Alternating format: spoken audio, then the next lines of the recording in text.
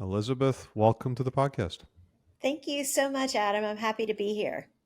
Here we go. That was actually kind of fun. The fact that Riverside can do that, you just push one button and it cancels this background noise. That was awesome. I know the stuff that technology will do for you right now. Absolutely amazing. Well, listen, Elizabeth, I'm so excited for this conversation. Just a little context for the audience. We're deep in season three, adoption of marketing mindset and the employee experience. And many of you know my point of view continues to evolve as I learn more. One of the interesting things that has happened is, we talked about marketing mindset for about a year.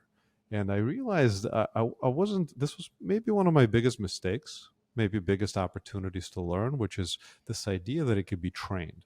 Now, sure, it could be evolved, but it's almost like saying we no longer need attorneys. We're just going to think like an attorney. We don't need accountants anymore. We're just going to think like accountants. No, we need expertise. We need Yes. folks who have experience and knowledge. And Elizabeth, Chief People Officer, and I am so thrilled that you come with marketing background into the conversation. And I just want to talk about your background real quick.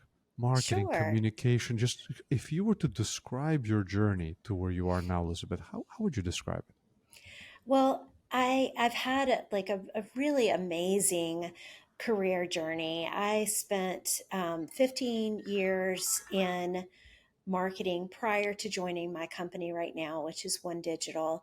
And so I came into the company to help build a marketing mindset, a team, a brand.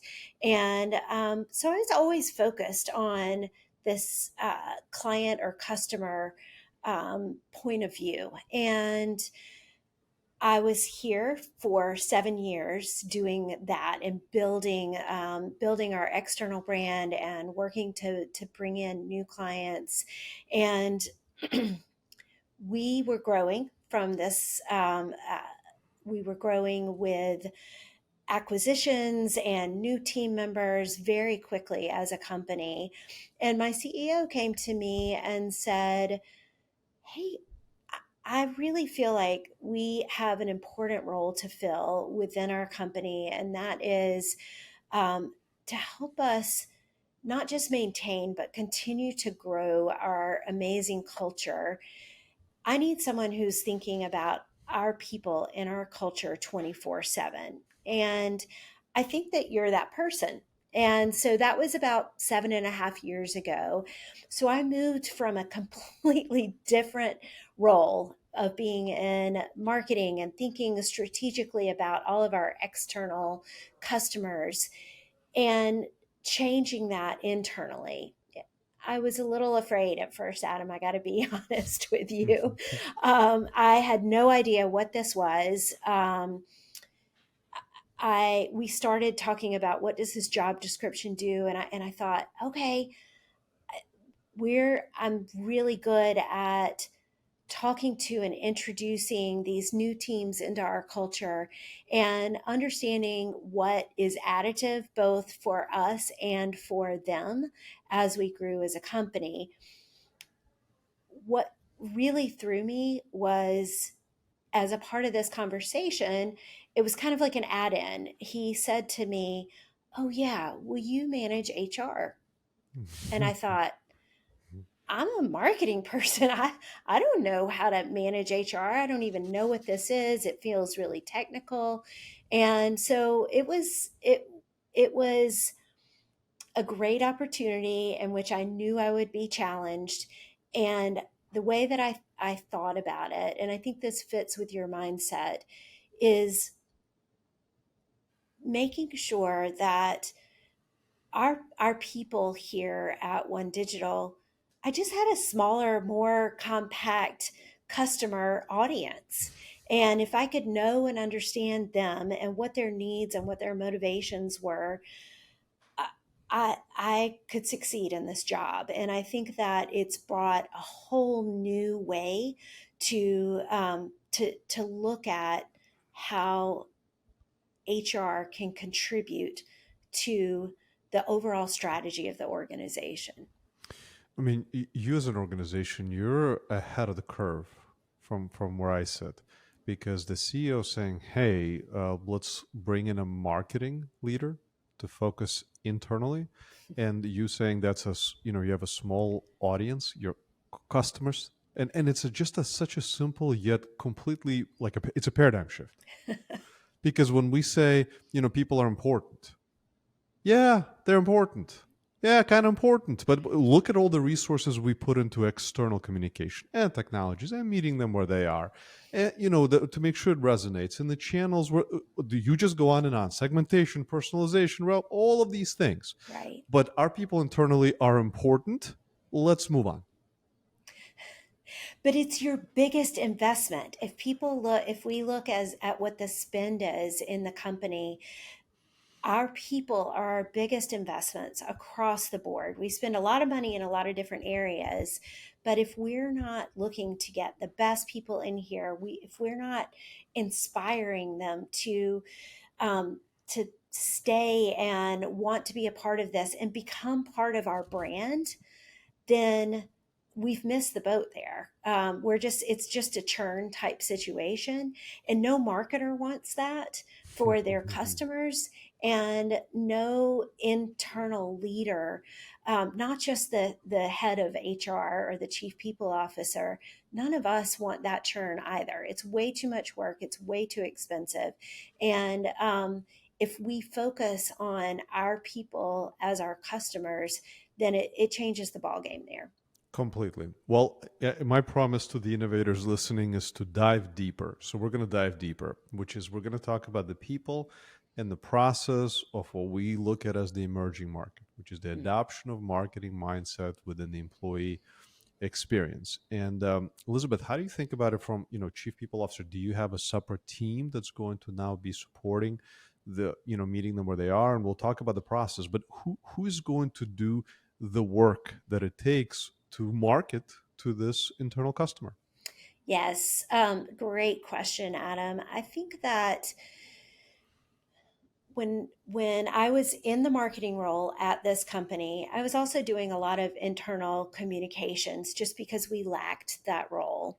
And then when I moved over into this HR chief people officer role, I leaned on marketing to help tell the story. And um, where I felt a gap, and don't get me wrong, our marketing team is amazing, but their first priority is driving new business and communicating to our current customers. And so I almost felt like internally we were the redheaded stepchild. We never Hmm. got the attention. We weren't always at the top of the billing. I was frustrated by not being able um, to pull together my agenda, because what I realized as I was talking to our my customer, our employees, was that there was a lot of really amazing things going on. They had no idea about it. Hmm. HR does not typically think about, like, they're putting together all um, these great programs. They are having amazing one-on-one interactions. They're teaching, they're training, they're doing all these stuff, but they don't think about it from the perspective of, how do I market this? How do I let people Hmm. know? And Hmm. so what I found was, over the years, we were building these amazing programs and doing all of this stuff, and so many of our people didn't even know about the resources that were there. They didn't know about the things that were in our store, and all of the tools and resources that they had to be their best selves and live their best lives, and what we as a company were doing for them. And so I knew that it was time, not just to try and push the HR teams to also try and be like amazing communicators, but that I needed to build a team within HR that was focused on internal communications. And they work hand in hand with our marketing team, Hmm. because you don't want your external brand and your internal brand not to match, to not feel Hmm. like they come together. Hmm. But we needed to have like specific focus, and I wanted a team that was really looking at what what our message and the ways to communicate and to market ourselves internally, how we could do that and make that top of mind. There's so much there that sparked for me. I'm going to attempt to ask a question. Tell me if it's not clear, because in Okay. my head it's still formulating. So when I think about the message, think about marketing. I think it takes like 4 or 8 times when you for someone to hear the message, to hear it for the first time. Like, depends Yes. where you look. And you're so right. When there's an internal initiative of some kind, whether it be on wellness or benefits or really just about anything, the expectation is you've heard it once. Okay, how is it 3 years later you don't know that we have this thing, right? It's Right. like a customer. Hey, you saw this one time, we told you. No, we keep reminding and reminding. Okay, so we understand that it's important to remind. Now, if you were to think about the composition of the capabilities of the marketing externally, and then you thought about the capabilities to market internally, right? You've got someone who's leading the way, and of course they must be in sync.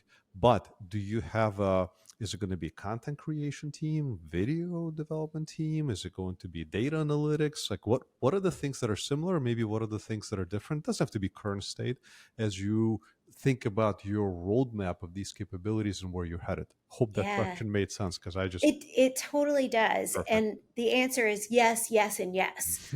All of these things, you have to have all of this. So to go to the top of that part of the question and understanding that people are they need to hear things over and over again. One of the things that I realized, similarly, how some marketers get frustrated and they're like, wow, I sent that message and they didn't read it or whatever. I had our HR team sometimes say, yeah, well, I sent that message or I did that webinar a year ago or whatever to be able to teach. One of the things that your internal audience is experiencing with all of the HR functions is that not only do you have to think about hitting them several times, but let's say you want to talk to them about your hiring process and what are best practices to be able to bring on the right people, and here are some great assessment tools, and here's the way to be able to go through that. You might put that information out, and 95% of the people in your company aren't in that mindset to look at that because they're not hiring somebody right then. So, so that's one of the things. Like, you have to keep going and meet people where they are, and everybody's going to be on a different cycle at a different time.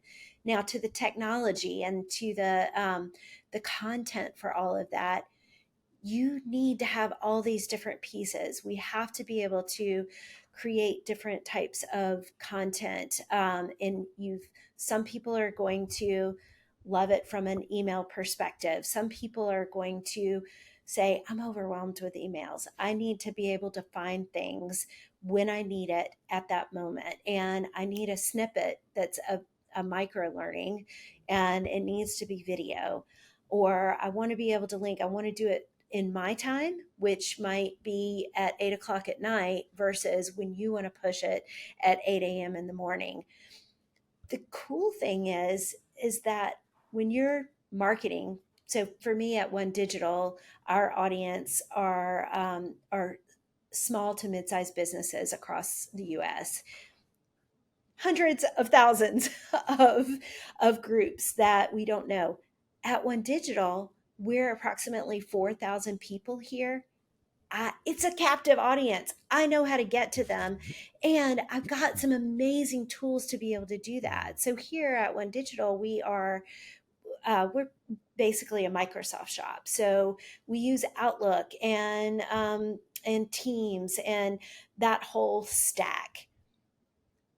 We are just scraping the surface here about how to pull those things together, how to make sure that um, we're we're utilizing all of these different things so that our employees, we can meet them where they are, because there's a lot of great tools in there to be able to do video or to um, we've got a big project. Sorry, I'm kind of rambling right now, but It's okay. we've got a big project going on right now to say, how do we integrate Workday and understanding exactly who this person is?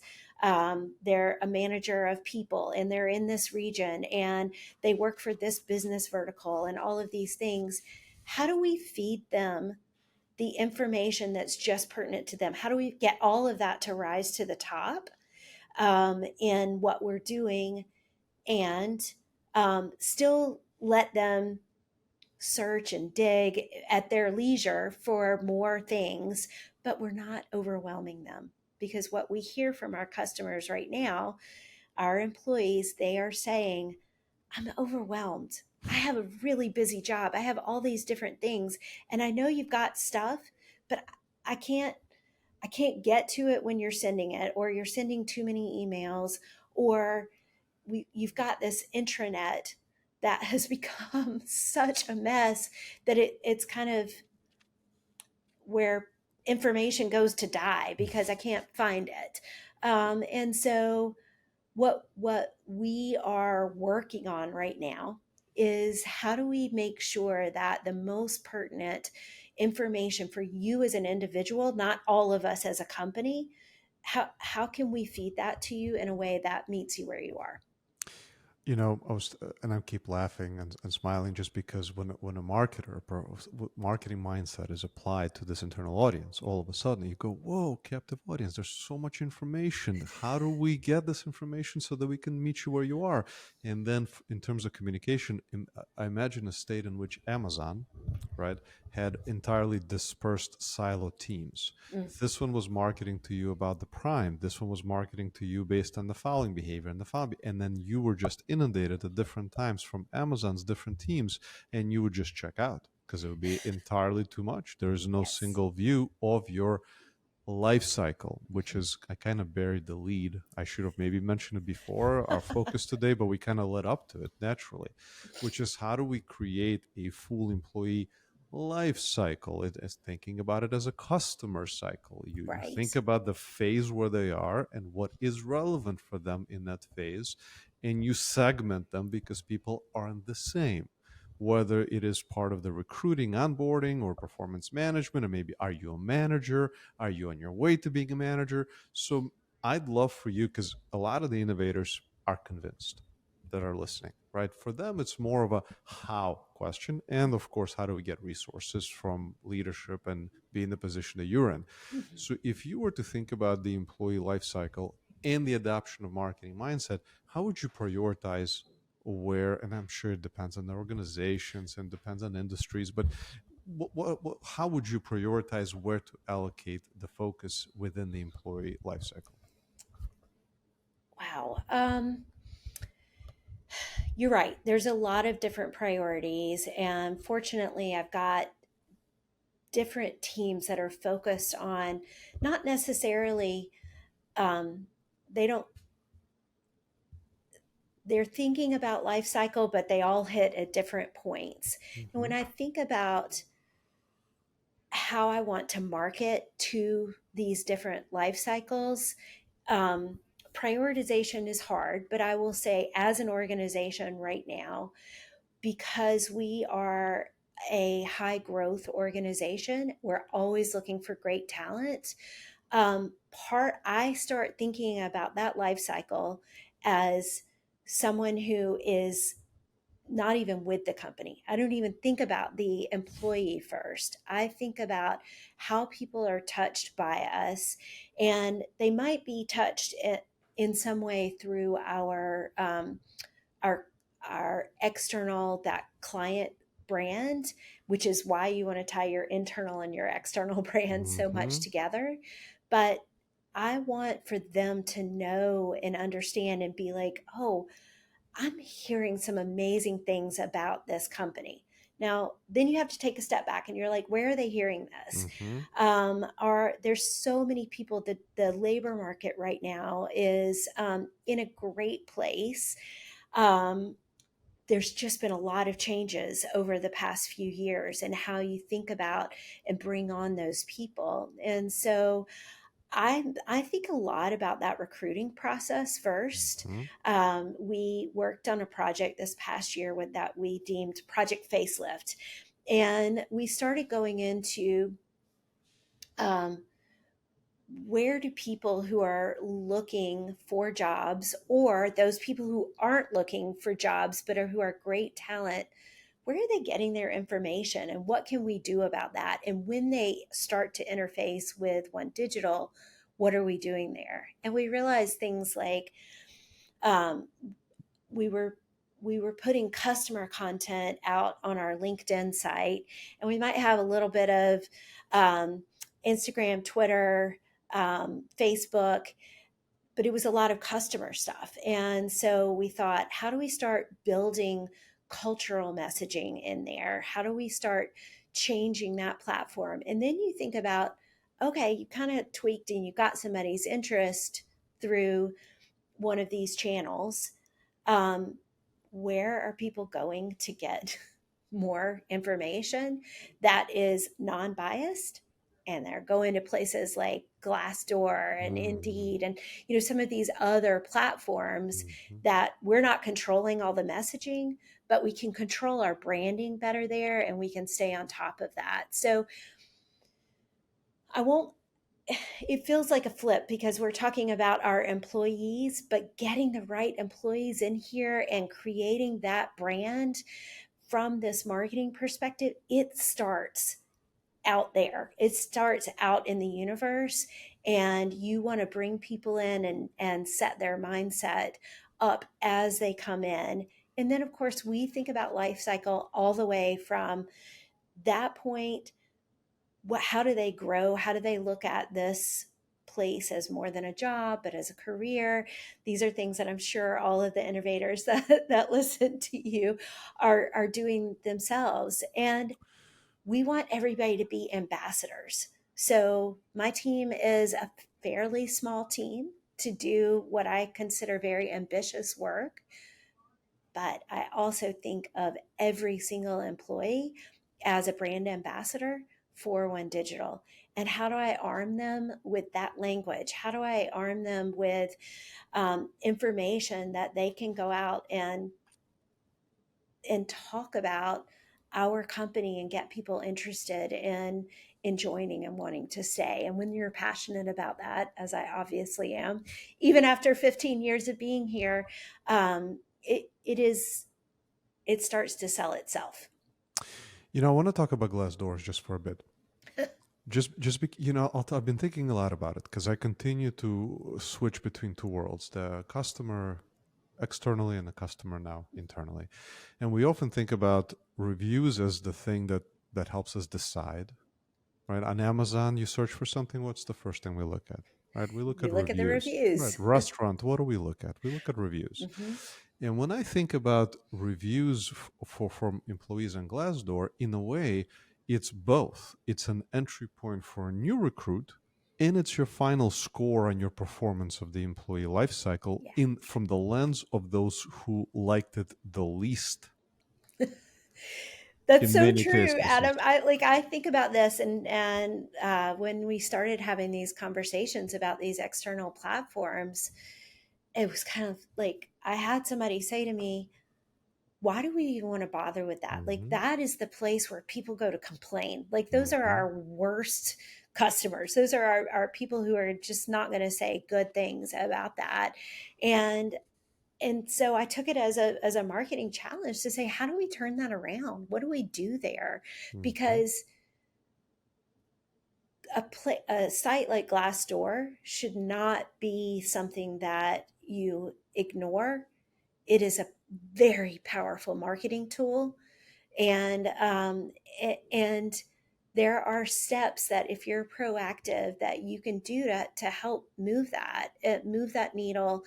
You have, yes, people are going to go on there to complain, but how many people do you know that go on and say good things? And how do you know, like, if someone's just going to look and read those reviews, how much are they learning about your organization the um, uh, beyond the reviews that are up there? There's Glassdoor has a great platform to be able to put those things in. So Hmm.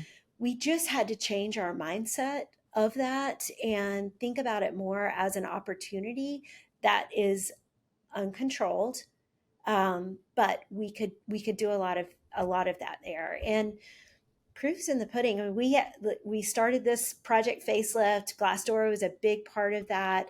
We started working on all of those things, and we were awarded as a large employer one of the Glassdoor Best Places to Work awards as voted by employees. And this was not a campaign that we like. You can't fill out the application and reply be feel like you've done a really good job on the application, or turn in Hmm. different survey results. I mean, this comes from what anonymous people are putting out there. And it was not even something that I had my eye on, but I think it's a proof point that we've turned it around. And I know that our people use that as one of the things that they talk about when they're like, hey, this is really a great place to work. We've even had that said in a tough area like Glassdoor. Congrats. Thank Well, you. well deserved. And just a quick note for the innovators listening: recruiting as the application for marketing mindset and employee experience is really one of the first things I hear from those who are not just talking about stuff. Like, many people talk about stuff and then it's all over the place. When you're actually applying budgets and resources and attention, if you're in an organization where recruiting is an important element, that happens to be a first one to go after. And Elizabeth, it's really cool the way you're thinking about it with Glassdoor in mind. I kind of want to shift gears just for a second. You did say rapidly growing organization, and you briefly mentioned, I think, acquisitions, mergers. It sounds like, um, this plays a role. The adoption of marketing mindset plays a role. How does that impact from an M&A perspective, your world? Oh, it's huge. We do approximately 20 to 30 acquisitions a year, and those might be small. It might be 5 people. It might be 250 people. The range of those acquisitions is all over the place. But it's important, I think. There's a lot of consolidation happening in our industry, but just across the board. And if we're not thinking from the people and culture perspective of how to make sure that we're involved and have a seat at the table with M&A, then let's just say that you probably have a lot of work to be done on the backside to fix things. Mm-hmm. So I love it that our M&A team from the very beginning involves people and culture. That's what we branded our HR team as. Um, we're a part of the process from not just due diligence, but at the meeting point Mm-hmm. when owners are trying to make decisions. So we're part of the sell. We're part of, like, here are the things that you and your people will experience here, but we also are a part of what what we call here at One Digital basically a no asshole rule. So when people come in to meet us and we meet them, we're really looking to say, are these people that we would enjoy working with, that we feel like are additive to our culture, that we can help them get better, but they're also helping us get better. It's not just a numbers game. Mm-hmm. It is about the people. And so getting involved up front and having a seat at the table to help understand if you're bringing in the right people is really important. And again, being able to tell your story, the right people that we want to bring in, those people who care about their people, who are have a growth mindset and are thinking about how not just their firm, not just the dollars, but how everybody gets better and grows from this. Those people are really interested in what we have to offer their people. And so being able to articulate your employee value proposition, this kind of goes back to work with your marketing team or have an internal team yourself that is really good at helping refine those messages and developing content for you to be able to use in those M&A discussions. It's really important that that all comes together, and that of course you have a seat at the table to be able to put that out there, because like I said, it's an important and vital selling tool for your M&A team. And it also it helps to give feedback about who are the right people to be joining this organization, just like we would do in a recruiting process for an organic hire. My first career was in investment banking, and I remember just looking at the staggering stats of failure with merge, and I think I know this is the main reason why. Yeah. That's the main reason why they failed. Fascinating. Well, I've got probably a million more questions to ask you, and I think that we could write a book just following your journey, and maybe we should. We're writing a book now. We may reach out and just continue the conversation. But I want to check in on two things. One is a little bit on the technology side, people Mhm. process technology, and then of course advice for innovators listening. But first on the technology side, you've already mentioned Microsoft ecosystem because it's already used, and I think, tell me if I'm on the right track, and I'd love for you to double click and share more. But when we think about customers, the first question when we communicate is, where are they currently? Where are the eyeballs now? Right. Because introducing new platforms, good luck. Yes. Do we apply the same mindset internally? I The one thing that I think about that we have an advantage by having this internal audience and knowing that they have to use some of these tools. I think, Adam, that there's a good it's change management, but also there's a stealth element of and this is where we're not good at it yet. Like, we're still learning, we're still trying to figure this out. But if you have a tech stack that is fully integrated, and it doesn't feel like you're having to click out to do this or go Hmm. somewhere else to find this, if it can come together in this seamless way, then you can use a lot of different types of technology, but it feels like one experience to the Hmm. user. And that's the goal that you want to have, because you'll lose them, I've found in my experience, if they're having to jump here or, oh, I have to find this. We need to help make people's jobs easier. We want to be able to feed them. And this is goes back to what we were saying earlier about meeting people where they are. And so I think I'm still sort of testing this theory, and we're still trying to learn, but we can integrate a lot of these things and have it bubble up through a single platform that helps.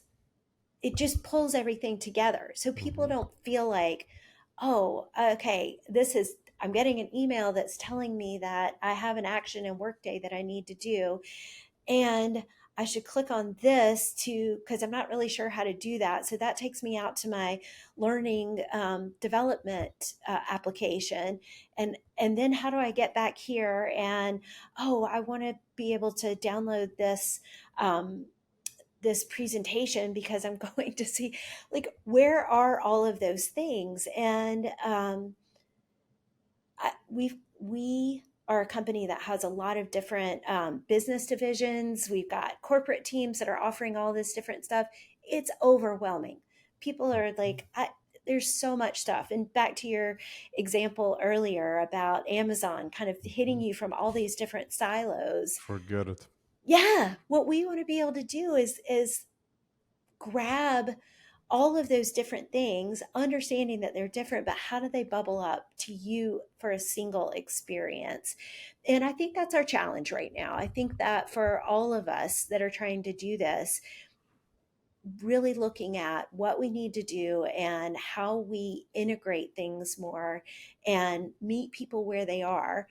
And here's the thing, good advertisers do that for us as customers all day long, right? It's like stealthy. You have no idea that you clicking over here has generated Totally. this interest over here and all of these different things.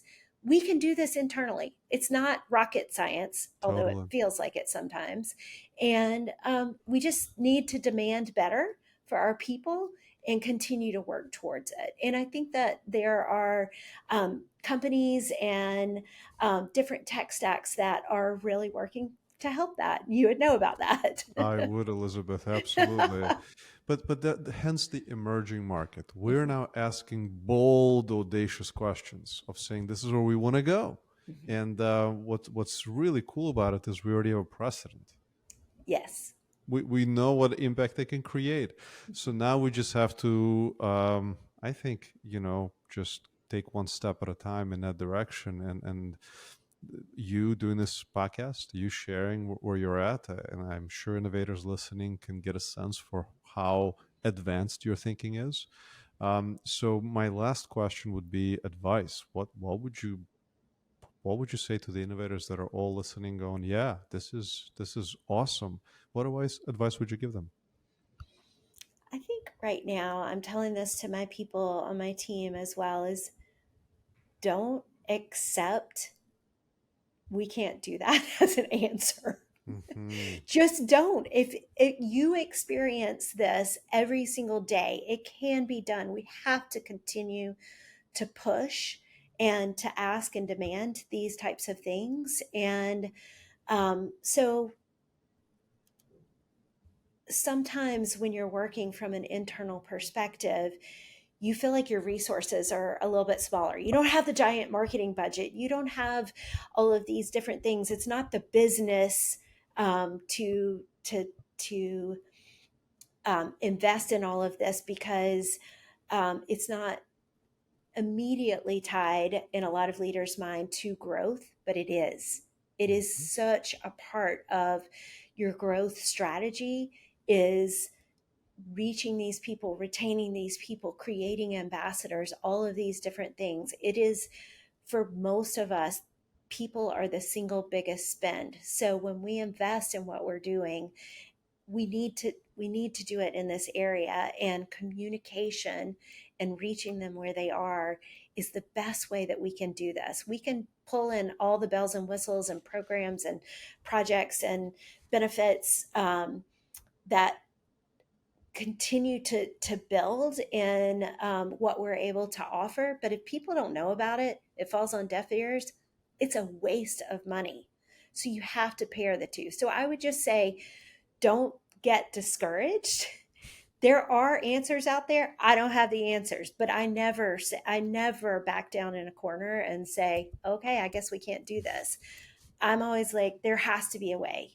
I'm going to talk to the atoms of the world and find out more things. I'm going to continue to educate myself. And this group of people that you are building, Adam, are the people that can continue to challenge that. So we should continue the dialogue and listen and ask the questions because we'll just keep learning from one another. Super inspiring, Elizabeth. Thank Uh, you. just appreciate your time and appreciate your brilliance. Well, I don't know about that. I feel like every single day I'm learning and there's more that I know that I have to do, but I am very happy to share my thoughts here because I obviously am very passionate about what we're doing, and I just feel like there's great opportunity and just really neat things on the horizon. Let's keep pushing. Thank you. Over and out. Bye. Amazing.